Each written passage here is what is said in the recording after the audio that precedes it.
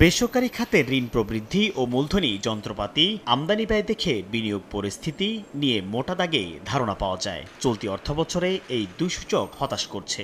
July April সময়ে মূলধনী যন্ত্রপাতির আমদানি ব্যয় ছিল $239 কোটি কিছু বেশি, যা বছর ব্যবধানে 21.9% কম। একই সময়ে ঋণপত্র খোলার হার কমেছে 27.46%, আর এপ্রিলে বেসরকারি খাতে ঋণ প্রবৃদ্ধি ছিল মাত্র 7.5%।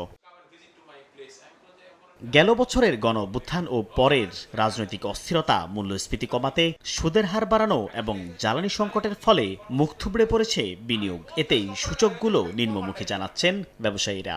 আমি তো আমার গ্যাস লাইন যদি হেভি ইন্ডাস্ট্রি করি, আমার ইলেকট্রিসিটি আনলিমিটেড সাপ্লাই লাগবে। এর সাথে আপনি জানেন যে ব্যাংকিং অবস্থা খারাপ থেকে খারাপতর হয়েছিল বিগত দিনগুলোতে।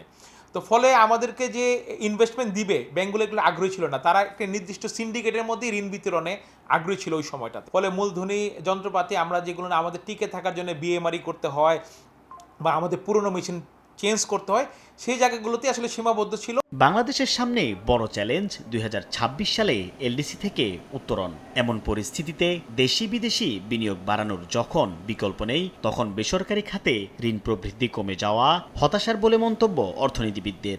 ব্যবসার যে পরিবেশ সেটা আমরা ভালো করতে পারছি না। আমাদের বন্দর সংরক্ষণ অবস্থা বলেন, আমাদের কাস্টমস ক্লিয়ারেন্স প্রসেস বলেন, আমাদের ইনকাম ট্যাক্সেশন ইস্যুস বা কাস্টমসের যে ইস্যু আছে, এগুলোর তো অবস্থা তো পরিবর্তন হয় নাই। কস্ট অফ ডুইং বিজনেসে আমরা গুণগত পরিবর্তন দেখতে পাচ্ছি না।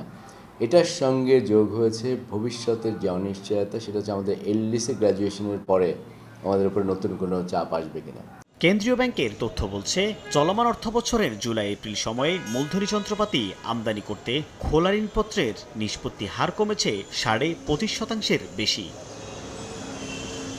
সাইফুল ইসলাম, সময় সংবাদ, ঢাকা।